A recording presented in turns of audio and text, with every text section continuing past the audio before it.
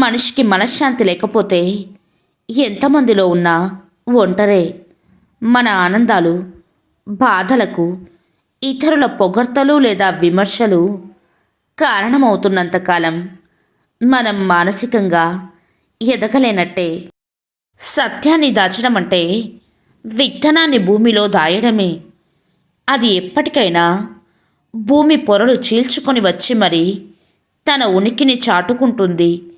మనం చూసేటప్పుడు ఆస్వాదించే కళ్ళల్లో కంటే మనం చూడనప్పుడు పరితపించే కళ్ళల్లో నిజమైన ప్రేమ ఉంటుంది.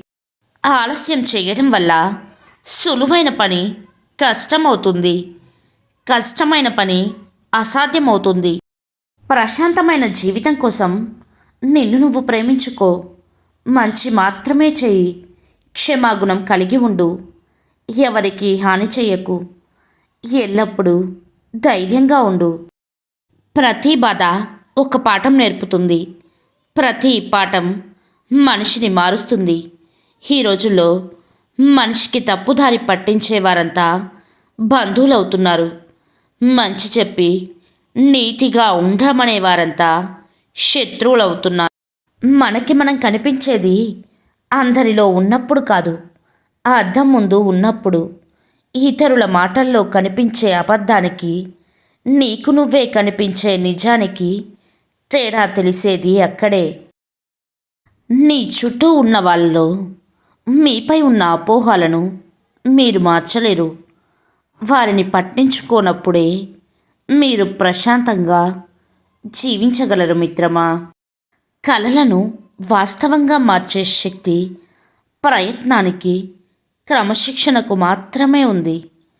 ఒంటరిగా నడవాల్సిన సమయంలోనే నీ బలమేంటో నీకు తెలుస్తుంది. ఈ ప్రపంచంలో కొందరు ఎంత దగ్గర ఉన్నా మనకు దగ్గర కాలేరు.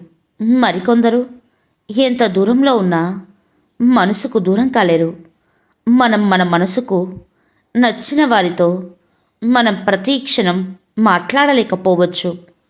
మన మనసు మాత్రం వారి కోసం ప్రతి క్షణం పరితపిస్తూనే ఉంటుంది. మనల్ని అర్థం చేసుకునే వారికి మన రూపంతో అవసరం లేదు. మనల్ని బాధ పెట్టేవారికి మన మనసుతో పని ఉండదు. మనసులో ఏ కల్మషం లేనివారు మన ముందు మన వెనుక ఒకేలా ఉంటారు, ఒకేలా మాట్లాడుతారు. కానీ ఒంటి నిండా విషం నింపుకున్నవారు మన ముందు తీయగా, మన వెనుక చేదుగా మాట్లాడుతారు. మనిషి నైజం ప్రార్థన చేస్తున్నప్పుడు దేవుడు వింటాడనే నమ్మకం నిందలు వేస్తున్నప్పుడు ఉండదు. పుణ్యకార్యం చేస్తే దేవుడు చూస్తాడనే నమ్మకం పాపం చేస్తున్నప్పుడు ఉండదు.